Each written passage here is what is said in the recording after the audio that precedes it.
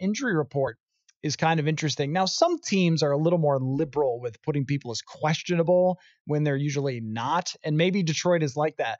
But if the Patriots are, so of course, that would make sense. So if any of these guys, though, have legit issues, then this could be a huge benefit for the Vikings.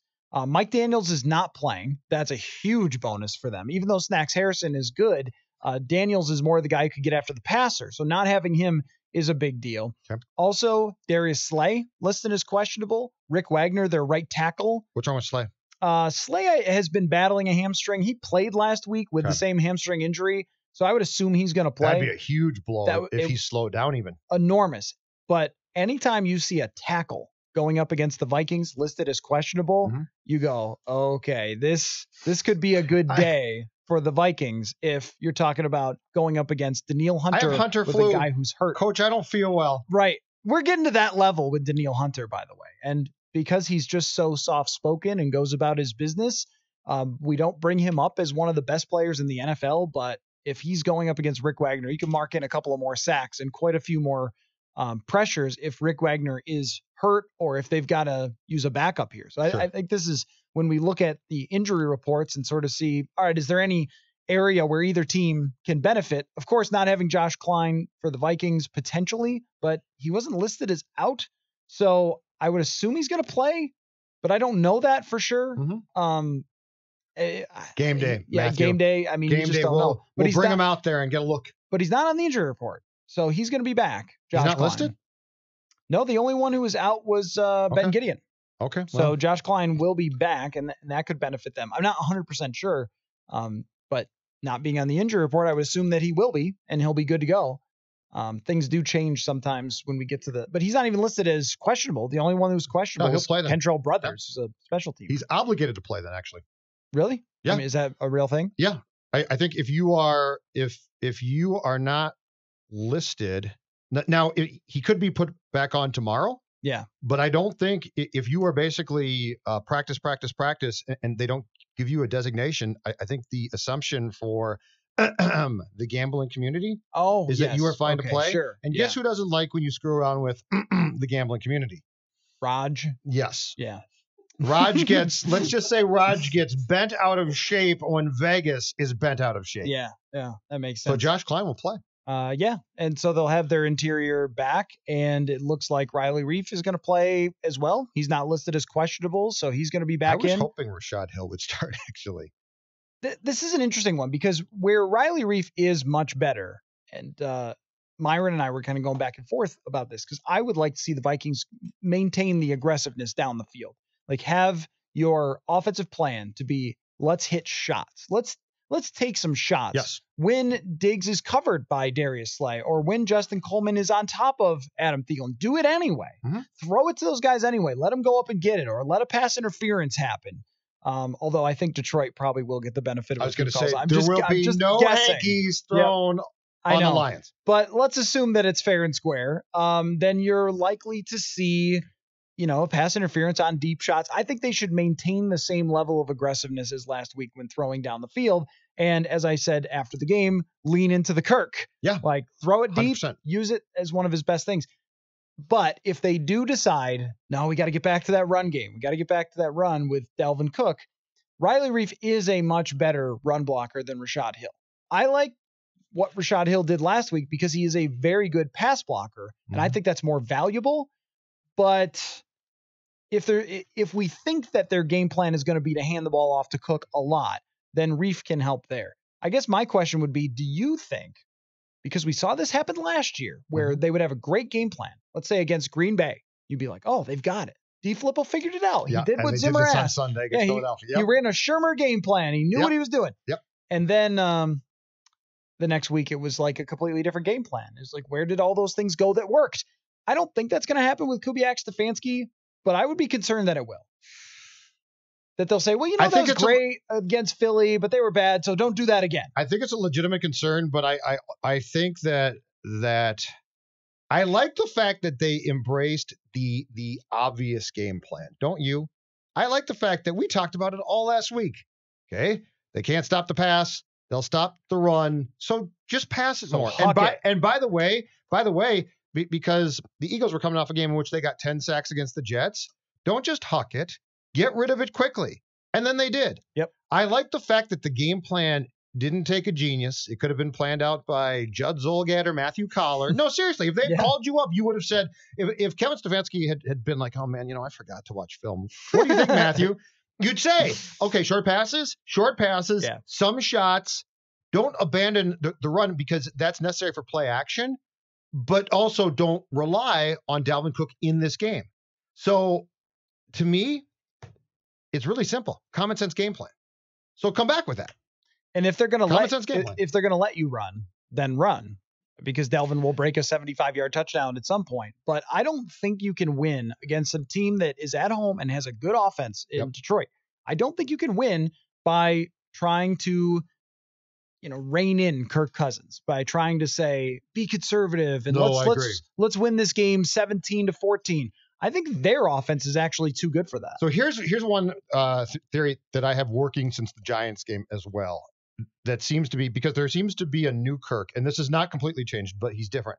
My theory is this. I think someone, or some people with the team got to him and said, you need to not care so much, dude. Like that Chicago game, he looked burdened. He came out of that game that week. He looked completely burdened. It's like, you're having no fun here. You look like you're miserable. You play football. You make millions. And starting with the Giants game, it was almost like he was like, I'm not going to care as much. Now, it's Kirk, so he still cares. Don't get me wrong. I'm not saying he doesn't give a bleep. He does. But doesn't it seem like he has spent the last 2 weeks being like, okay, yeah, you know what? I'll do it. So, and I think all this goes back to your key phrase. I think everybody there has realized that to maximize success of this offense and this team in particular, you have to lean into who Cousins is. He's uncomfortable, but you got to lean into it. I invented that, so I agree with it. But I think they're doing it. The one question that I have, though, is if Matt Patricia uses some of the stuff that Bill Belichick did last year against the Vikings, he goes back and says, okay, I know it's a different offensive coordinator, but what messed with Kirk? And one of the things that was truly fascinating about what Belichick did, and I had so much respect for this, he had guys just standing up before the snap, just like wandering around. You're like, what are they doing? Do they know it's time to take the snap? Like what? But you know what it did? Yep. It took that extra tick with Cousins to figure out what their defense was. And when I watched the last 2 weeks of the Giants and Eagles, I wanted to throw myself off a tall building. Jim Schwartz they were just giving away everything. Yep. Like, here's exactly the defense we're playing. We're not disguising anything. The coverage, you or I could read these coverages of the Giants at the Eagles. The Giants didn't care. Yeah. Philadelphia should have. Yeah, their defense Philadelphia should have cared. But I'm telling you, it was so basic and so simple what they were doing on defense that you or I could have walked up to the line of scrimmage and said, oh, okay, you're following our fullback that's in motion. That's man then. Mm-hmm. Or you've got that single high safety up there and he's just standing there. Like, you and I marvel at this, what Harrison Smith does each week, where Harrison is moving before the snap. He's throwing off opposing quarterbacks. Hard to get the read. Is it two safeties? Is it one?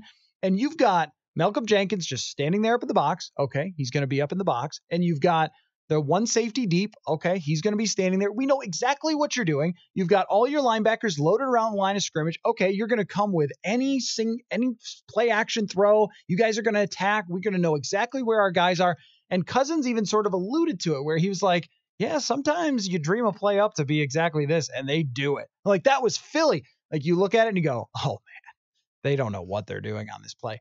Or I know exactly where everyone's going to be on this play. I think that Patricia is going to be a little more tricky than that. Mm-hmm. And Belichick, I thought, was genius in saying one of Kirk Cousins' things is he's just a tick slow sometimes to process. And if we mess with them before the snap and have people standing up and walking around, you know what? They'll hit a couple runs on us. Yep. But Cousins is not going to be able to handle this. And he didn't. The only time he was really good in that game was when they ran the no huddle and New England had to kind of go back into their more basic defense. But the Vikings have to be prepared coaching staff wise exactly for that, right? Yeah. That's the key here. Kirk is, listen, if things break down on Kirk is not going to say, oh, I'm fine. Kirk is going to say, what just happened there? And that's where Kubiak and probably Stefanski, more importantly, can say, Kirk, we can coach you on this one. Don't worry about it. And that comes back to week 2, right? Green Bay. somebody eventually is going to have the personnel to do exactly what the Packers did, which is on those bootlegs, run somebody right at Kirk. Yep. And Kirk sort of freaked there. But the question that then to what Boone brought up after that game is, are the Vikings now going to adjust and say, Kirk, if that happens, 33 is going to be standing right there. Dump the ball to him. Mm-hmm. Yeah. Because that's what they didn't do. And I think they will. I think they will have those options for Cousins. But even one against the Eagles, only one, and I don't know why they only did this once, but one of them got blown up and he had to throw the ball into the ground. And if Detroit is smart enough to watch this game, and they've had some extra time, or no, they've been short on time. They're short on time. So this could be hard. They've been short on time, so this could be hard. But if they say, all right, well, this is what another team did, we're going to try to do the same thing. Cousins sort of alluded to that. Like, well, our play actions were really hitting against Philly, obviously. But if the other team focuses on taking it away, that means putting someone away from the run game. And that's where the run game can open. If I'm a defense, I'm saying, well, all right, look, I mean, if Dalvin runs for 100 yards, he runs for 100 yards, but I'm not giving up 300 to Cousins and 50-yard touchdowns. Correct. So that will be the interesting chess game to me, is how they design things around Cousins. Do they stay aggressive? And whether Matt Patricia takes some of those other factors from previous teams that have had success. And I'd love to ask Jim Schwartz why you didn't take things away from the teams. I think I can answer the question. I think, and we have seen this 1,000 times before, and we will see it 1,000 times again, because of the fact that these guys are convinced that what they do just works. Yes, that's 100% right. It drives me nuts. That's the one. Is there any other sport? My system. Is there any other professional sport we watch that has the stubborn SOBs that exist in this league? No. And that's where I give Zim some credit. Zim rearranges things. Defensively, he'll see something and he'll be like, well, my system used to work. It doesn't now. But then he'll say, why? Okay, I can fix it. Guys like Jim Schwartz are like, oh, no, this is my technique. Like, are you serious?